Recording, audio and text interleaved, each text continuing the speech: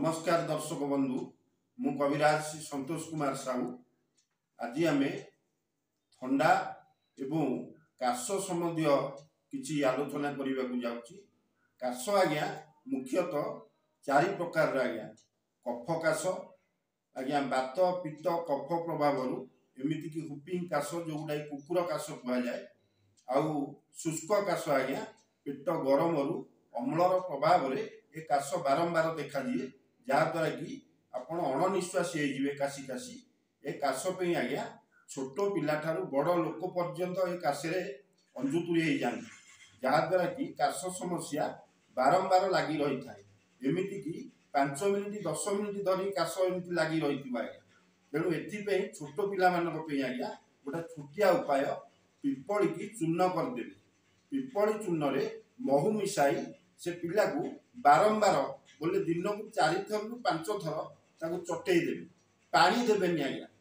एमती करंतु छोट पिलार काश धीरे धीरे निश्चित कमिज आ 2 घंटा मध्य से पिला निश्चित उपकार पाइब। आ बड़ लोक आज्ञा आपण जास्टी मधु आज्ञा जास्टी मधु सांगरे नबांकुड़ी एवं जुआणी आज्ञा ये समस्त को एकत्रित करदेवे। एकत्रित करी ताकू महू सांगरे मिसई दिन को 2 थर 3 थर व्यवहार करंतु आउ पानी मध्य पीबेनि आज्ञा।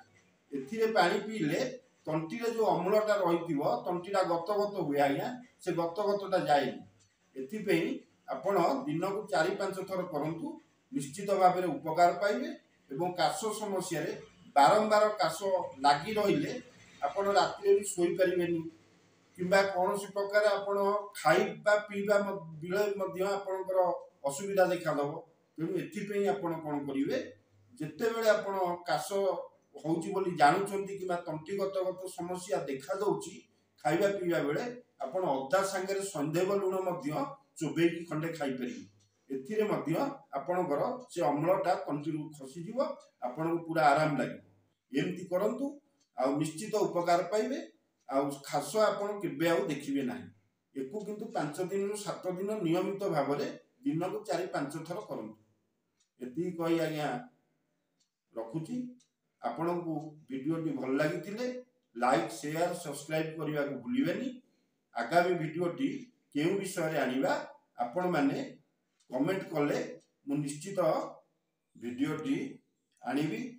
नमस्कार।